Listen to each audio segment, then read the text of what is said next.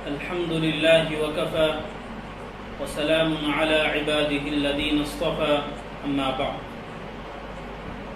محترم ناظرین، السلام علیکم ورحمۃ اللہ وبرکاتہ. آج آپ حضرات کی خدمت میں باب الصبر کی حدیث نمبر 34 اور حدیث نمبر 35 بیان کی جائے گی. ان دو حدیث میں الگ الگ بیماری یا الگ الگ آزمائش پر صبر کرنے والے کا کیا بدلہ ہے اس کو بیان کیا گیا. بسم اللہ الرحمن الرحیم.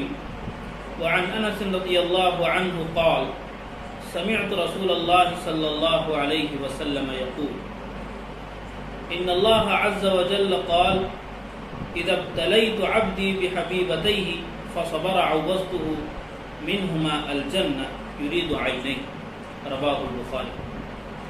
حضرت انس رضی اللہ عنہ سے روایت ہے، وہ فرماتے ہیں کہ میں نے رسول اللہ صلی اللہ علیہ وسلم کو ارشاد فرماتے سنا کہ اللہ رب العالمین کا ارشاد ہے کہ جب میں اپنے بندے کو آزماتا ہوں، اس کی دو محبوب چیزوں کو اپنے پاس قبض کر کے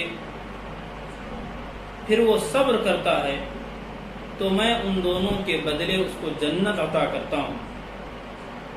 دو محبوب چیزوں سے مراد آنکھیں. یہ روایت امام بخاری رحمۃ اللہ علیہ نے اپنی صحیح میں نقل کی. اس حدیث پاک میں یہ بات بیان کی گئی ہے. سب سے پہلی بات تو یہ ہے کہ یہ حدیث قدسی ہے. حدیث قدسی کا ڈیفینیشن 2 ہفتے پہلے آپ حضرات کی خدمت میں بیان کیا جا چکا ہے، وہاں سے آپ لوگ اس کو دیکھ سکتے ہیں.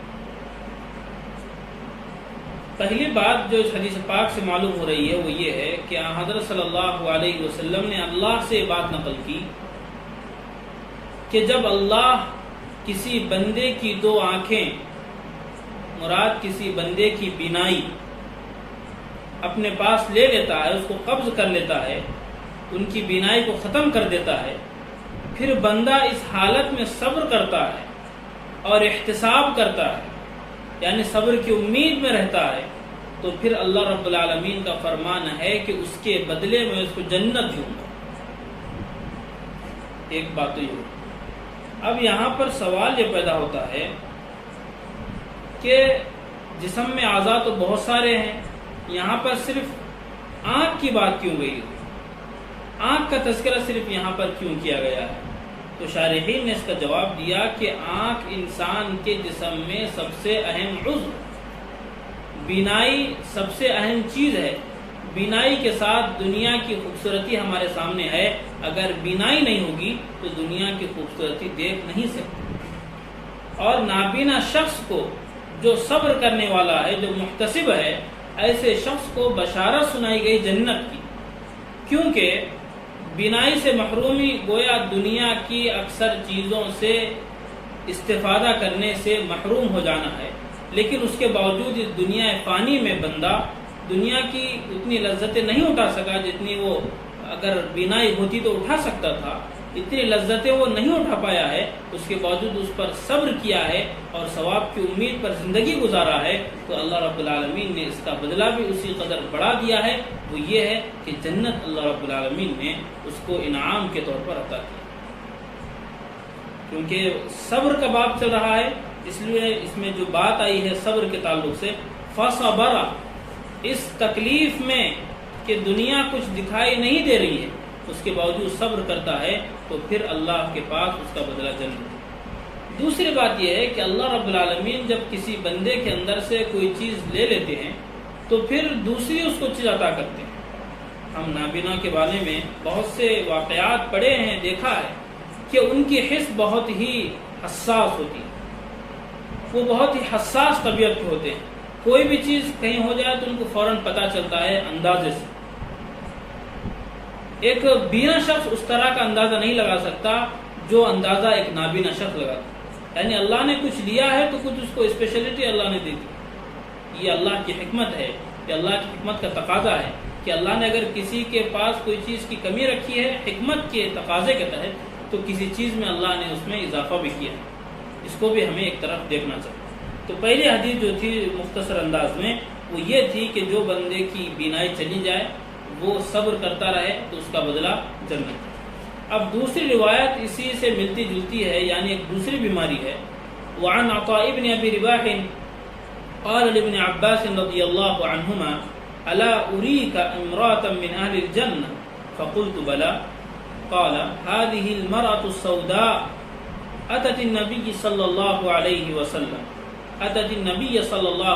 وسلم فقالت انی اسرع وانی اتکشف فادعوا اللہ تعالی لی قال ان شئت صبرت ولک الجنہ وإن شئت دعوت الله تعالى أن يعافيك فقالت أصبر فقالت إني أتكشف فادعوا الله ألا أتكشف فدعا له متفق عليه۔ یہ روایت ہے عطاء بن ابی رباح رحمۃ اللہ علیہ، وہ فرماتے ہیں کہ ابن عباس رضی اللہ عنہما نے مجھ سے کہا کیا میں تمہیں جنت کی خاتون نہ بتاؤں، کیا وہ عورت نہ بتاؤں جو اہل جنت میں سے ہے؟ تو انہوں نے کہا کیوں نہیں، ضرور بتائیے۔ فرمایا هذه المرأة السوداء، یہ سیاہ فام عورت یہ جنت کے افراد میں سے۔ کیوں؟ کیونکہ اتت النبی صلی اللہ علیہ وسلم، یہ ایک مرتبہ حضرت صلی اللہ علیہ وسلم کی خدمت میں حاضر ہوئی اور کہا کہ اے رسول اللہ صلی اللہ علیہ وسلم، مجھے مرگی کا دورہ پڑتا ہے جس کی وجہ سے میں برہنہ ہو جاتی ہوں، آپ اللہ رب العالمین سے اس تعلق سے میرے لیے دعا فرمائیں۔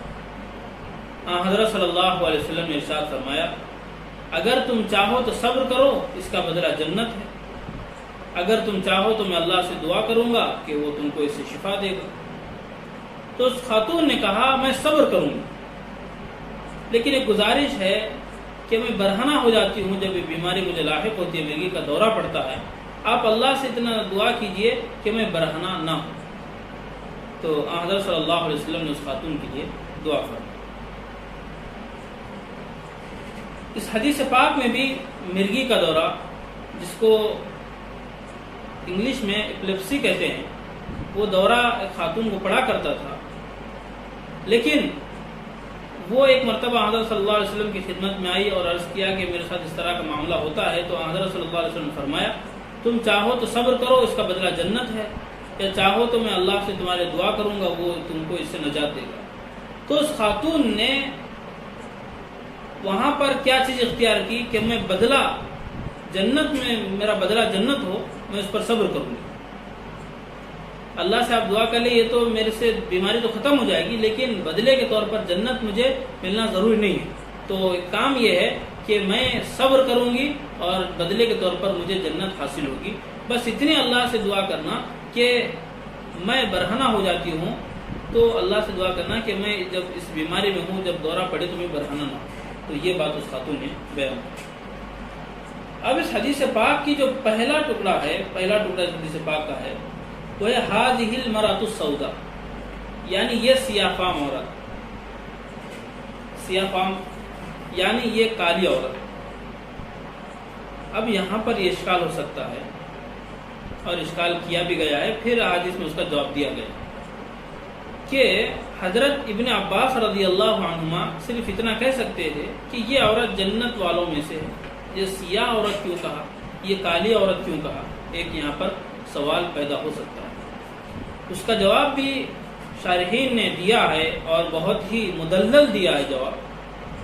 یہاں پر لانے کا ایک خاص مقصد یہ ہے کہ اللہ رب العالمین کے نزدیک جو اعتبار ہے نہ وہ گورے کا ہے نہ کالے کا ہے، نہ عربی کا ہے نہ عجمی کا ہے، جو اعتبار ہے وہ صرف تقوی کی بنیاد پر۔ حدیث پاک ہے، مسند احمد کی روایت ہے، لا فضل لعربی علی عجمی ولا لعجمی علی عربی ولا احمر علی الاسود ولا اسود علی الاحمر الا بالتقوی، یعنی نہ عربی کی فضیلت عجمی پر ہے، نہ عجمی کی فضیلت عربی پر ہے، نہ گورے کی فضیلت کالے پر ہے نہ کالے کی فضیلت گورے پر ہے. اگر فضیلت اللہ کے نزدیک کسی چیز کی ہے، کسی شخص کی ہے، تو وہ اس شخص کی ہے جو تقوی اختیار کرنے والا. جیسے کہ قرآن پاک میں سورۃ الحجرات کے اندر یہ بات بیان کی گئی ہے، ان اکرمکم عند اللہ اتقاکم، کہ تم میں اللہ کے نزدیک سب سے زیادہ محبوب، سب سے برگزیدہ، سب سے مکرم بندہ وہ ہے جو اپنے اندر تقوی رکھتا ہے. جو سب سے زیادہ تقوی اختیار کرنے والا ہے وہی صحیح معنوں میں اللہ کے نزدیک سب سے زیادہ قریب ہے. تو یہاں پر یہ بات تو کلیئر ہو گئی کہ یہاں پر لانے کا ایک خاص پس منظر یہ تھا. اور ایک حدیث جو ہم نے پچھلے باب الاحضار والنیہ میں پڑھا تھا، باب الاخلاص واحضار النیہ میں پڑھا تھا کہ ان اللہ لا ينظر الى اجسادکم ولا الى صورکم ولكن ينظر الى قلوبکم واعمالکم.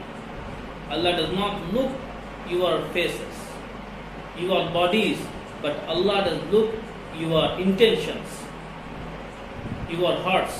وہاں پر ہم نے بات پڑھی تھی کہ اللہ ہمارے جسموں اور ہماری صورتوں کو نہیں دیکھتا کہ وہ ڈیل ڈول والے ہیں یا نہیں ہیں، بلکہ اللہ کی نگاہ تو ہمارے دلوں پر ہے. اللہ ہماری نیتوں کو دیکھتا ہے. تو یہ بات معلوم ہوئی کہ بندہ چاہے جتنا عبادت گزار ہو، اگر نیت صحیح نہیں ہوگی تو اس کی عبادت اللہ کی بارگاہ میں قابل قبول نہیں، کیونکہ ریاکاری کو شرک خفی کہا گیا، چھوٹا شرک اس کو کہا گیا ہے. جب چھوٹا شرک ہے تو ظاہر بات ہے وہ چیز اللہ کی بارگاہ میں قبول نہیں ہوتی. تو حدیث پاک سے بات معلوم ہوتی ہے کہ بندے کی جو مقبولیت اللہ کے نزدیک ہے وہ بندے کے حسب نسب سے، اس کے جمال سے، اس کی خوبصورتی سے، اس کے مال و متاع سے نہیں ہے. اللہ کے نزدیک جو بندے کی قربت ہے وہ صرف اور صرف تقوی کی بنیاد پر ہے. چاہے بندہ جیسا بھی رہے لیکن اللہ کو مانتے ہوئے رہے گا، اللہ کے احکامات پر چلتا ہوا رہے گا، جو مصیبت آئے گی اس پر صبر کرے گا. تو یہاں پر بات بیان کی گئی ہے کہ اس کا بدلہ جنت ہے. اس سے پہلے بھی یہ بات بیان ہوئی انما یوفی الصابرون اجرهم بغیر حساب، جو صبر کرنے والے ہیں ان کا اجر بے حساب ہے. اس بے حساب کی ایک شکل ہے جنت ملے گی، اور جنت میں جو انعامات سے اللہ اس کو نوازے گا اس کے تو کیا کہیں. یہ چیزیں کب ہوگی؟ یہ اس وقت ہوگا جب ہماری زندگی میں صبر کا مادہ پیدا. تو اللہ رب العالمین سے دعا ہے اللہ تعالی ہم تمام کو آخری سانس تک دین کی تعلیمات پر عمل کرنے کی توفیق عطا فرمائے اور ہمارا خاتمہ بالخیر نصیب فرمائے. تو آخر دعوانا ان الحمد للہ رب العالمین.